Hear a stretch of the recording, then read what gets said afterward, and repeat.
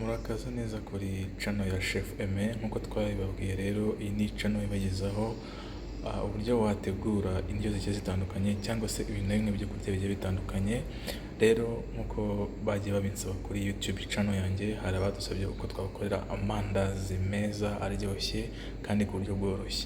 Uyu munsi rero ngiye kubagezaho uko wakora amandazi ukoresheje breva, ukoresheje ifarini, ukoresheje umunyu, ukoresheje isukari y'umweru cyangwa se isukari iyo ari yo yose. Ikindi uzakoresha amata, ukoreshe amazi. Aya mata rero uzayagira akazuyazi cyangwa se uzayashyushya abe adakonje, ikindi kandi ntabashyushye cyane. Rero ndagira ngo murarikire gukurikira uko wakora amandazi yawe. Urategura ikintu cyo gukoreramo, ushobora gukoresha akabasi cyangwa se gukoresha akandi kantu. Ushyiremo amata yawe,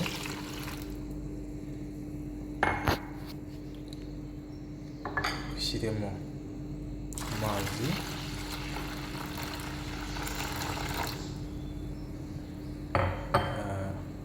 ushyiremo isukari,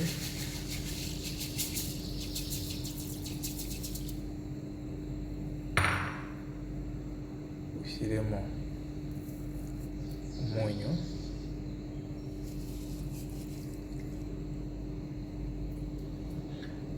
numara gushyiramo umunyu uzavanga ya sukari n'umunyu ndetse n'amata n'amazi ukoresheje umutozo. Turabibutsa ko aya mandazi ari amandazi atagira umusemburo, amandazi meza cyane. Uzakomeza uvange kugira ngo isukari n'amata n'umunyu bivange. Uzavanga kugeza aho wumva ko umunyu n'isukari bivanze. Numara kuvanga, uzafata ifarini uvange,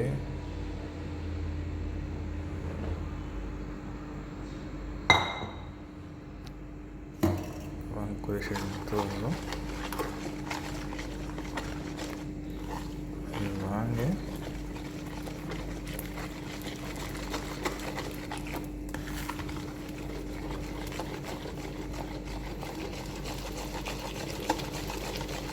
uvange,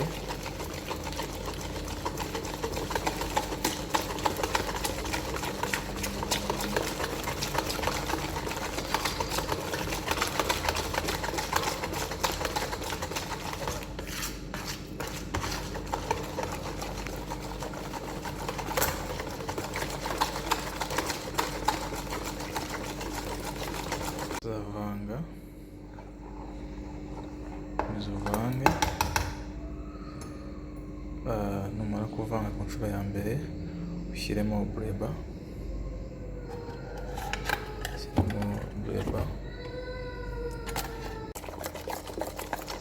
ukomeze uvange ya breva.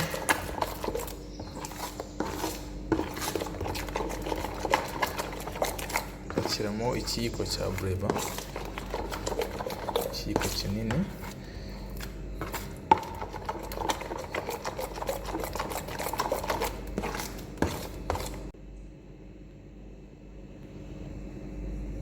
Ushyiramo ifarini, ugera ukomeza uvange.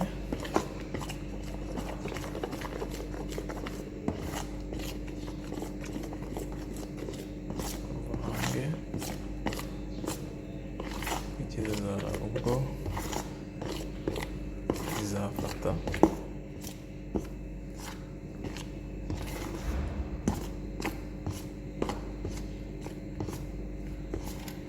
Ubona ko ya breva igenda isa nk'igaragara. Uzakomeza uvange, ushyiramo n'ifarini kugeza ubonye ko itangiye gufata bikamera gutya. Uvange,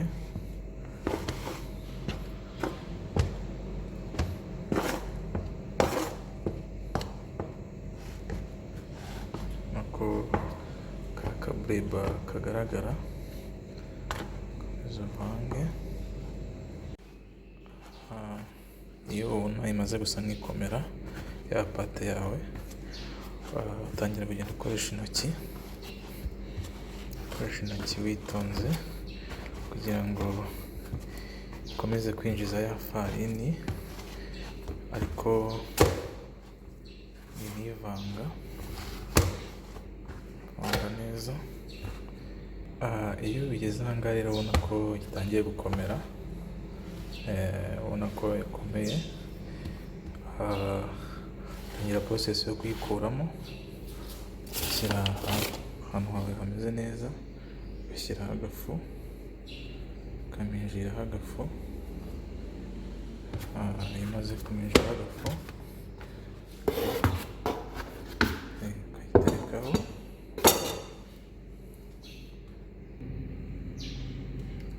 Iyo umaze kuyiterekaho rero genda ugera witonze kugira ngo pate yawe ibashe gushya, ariko ugenda winjiraho agafu.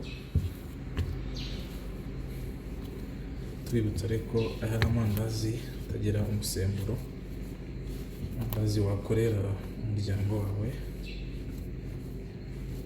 Ufite abana ukabasha kuyafatisha icyayi, cyangwa se nawe mukuru, amandazi meza cyane utazongera gukenera kuvuga ko wabuze aho ugura amandazi.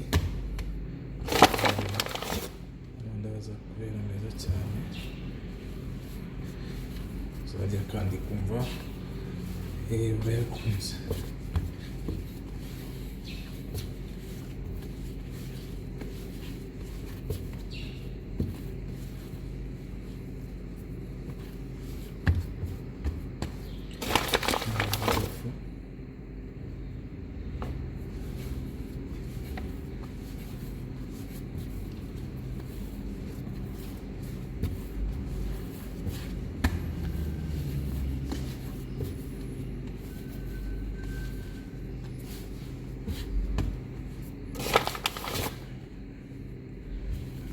Agafu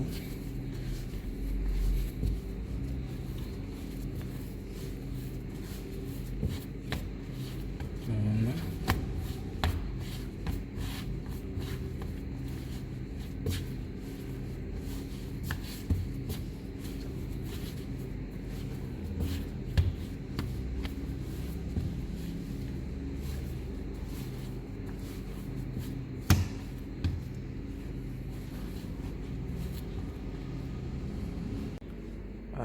murabona ko rero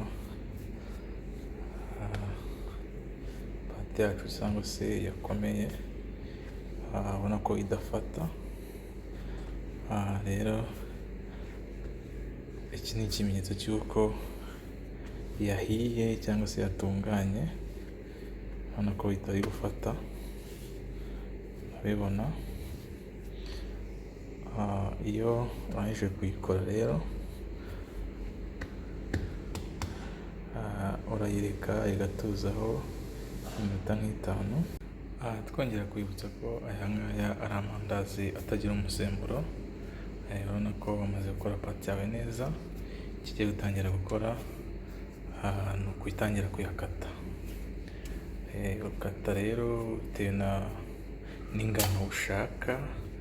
Ushobora kuba ushaka ingano nini cyangwa se ingano ntoya. Twebwe rero tugiye gukoresha ingano ntoya.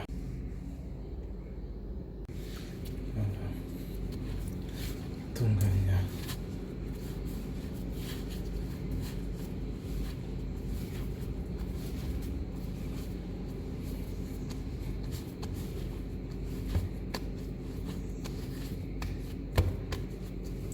kugira ngo ubashe kuyikata neza mu buryo bworoshye.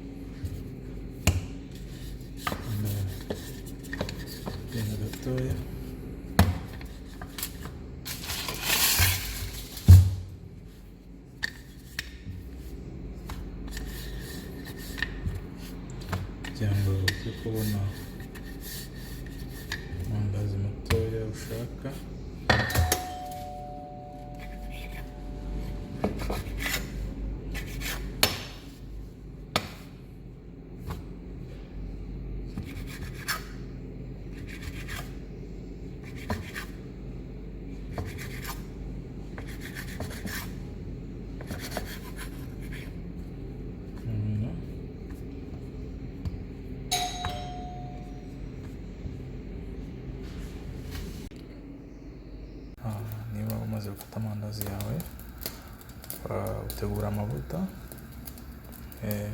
amavuta y'igihwagari cyangwa se ayo ari yo yose, ugashyira mu isafuriya cyangwa se mu ipanu, ugashyiramo amavuta ahagije,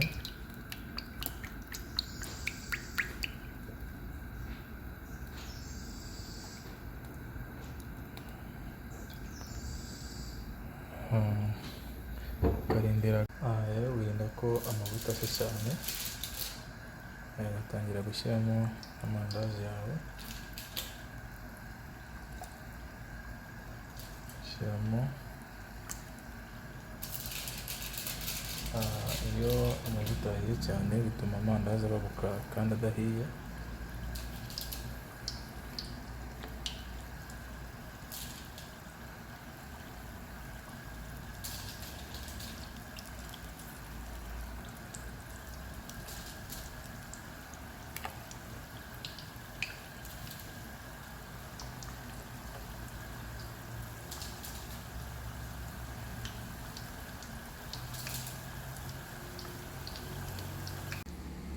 Amandazi yacu yatunganye nk'uko mubibona, amandazi meza afite kara nziza, asa neza. Amandazi rero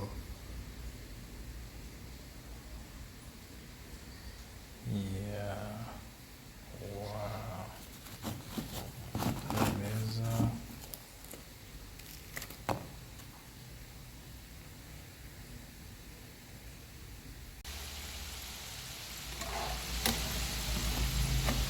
nako